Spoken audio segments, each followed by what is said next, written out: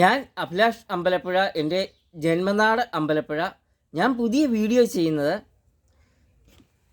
എൻ്റെ പുതിയ പത്രം എല്ലാവരും വായിച്ചു കാണും. ഈ പത്രം എല്ലാവർക്കും അറിയാമല്ലോ, അഭിലാഷ് അമ്പലപ്പുഴ പത്രം.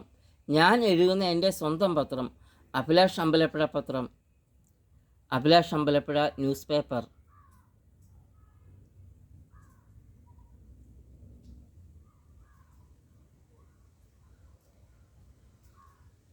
അപ്പം ഞാൻ ഇന്ന് ഈ പുതിയ പത്രം എഴുതാൻ കാരണം, എൻ്റെ അമ്പലപ്പുഴയിൽ പകൽ സമയത്ത് കൊല ചെയ്യപ്പെട്ട എൻ്റെ അച്ഛനെക്കുറിച്ച്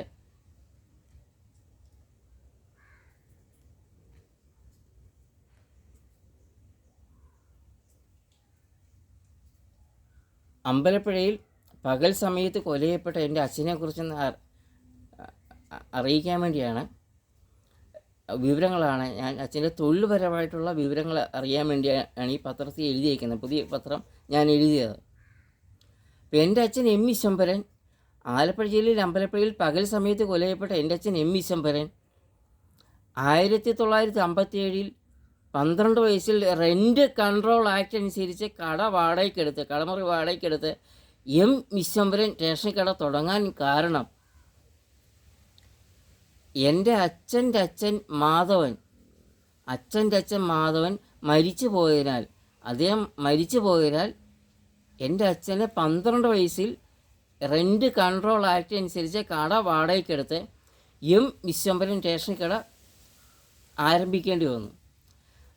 അച്ഛൻ്റെ അമ്മയെയും മൂത്ത സഹോദരിയെയും ഇളയ സഹോദരിയെയും മൂത്ത സഹോദരനെ സംരക്ഷിക്കാൻ വേണ്ടിയാണ്, ഉപജീവന മാർഗത്തിന് വേണ്ടിയാണ് അച്ഛൻ എം വിശ്വംഭരൻ റേഷൻ കട അമ്പലപ്പുഴ കച്ചേരിമുക്കിൽ NH-47 സമീപം തുടങ്ങിയത്.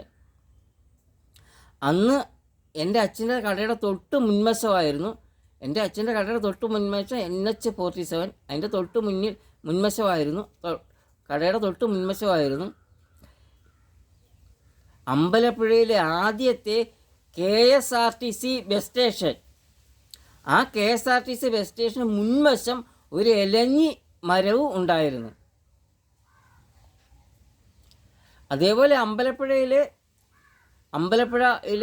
പ്രസിദ്ധമായ അമ്പലപ്പുഴ ശ്രീകൃഷ്ണസ്വാമി ക്ഷേത്രത്തിലെ ആറാട്ട് എൻ്റെ അച്ഛൻ്റെ കടയുടെ മുന്നിലൂടെയായിരുന്നു ഇരട്ടക്കുളങ്ങര മഹാദേവ ക്ഷേത്രത്തിലോട്ട് പോയിരുന്നത്. തിരിച്ച് ഭക്തന്മാർ സമർപ്പിക്കുന്ന പറ സ്വീകരിച്ചുകൊണ്ട്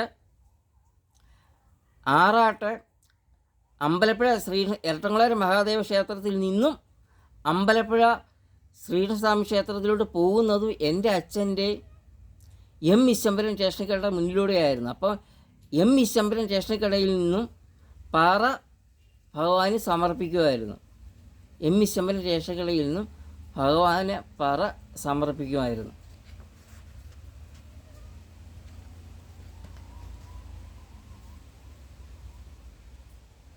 ഇതാണ് എൻ്റെ പുതിയ പത്രത്തിലെ വാർത്ത. അച്ഛൻ്റെ അമ്പലപ്പുഴയിൽ പകൽ സമയം കൊലയപ്പെട്ട എൻ്റെ അച്ഛൻ്റെ തൊഴിൽപരമായ കാര്യങ്ങൾ ഒന്ന് എല്ലാവരും അറിയാൻ വേണ്ടിയാണ് ഈ പത്രം ഞാൻ എഴുതിയത്.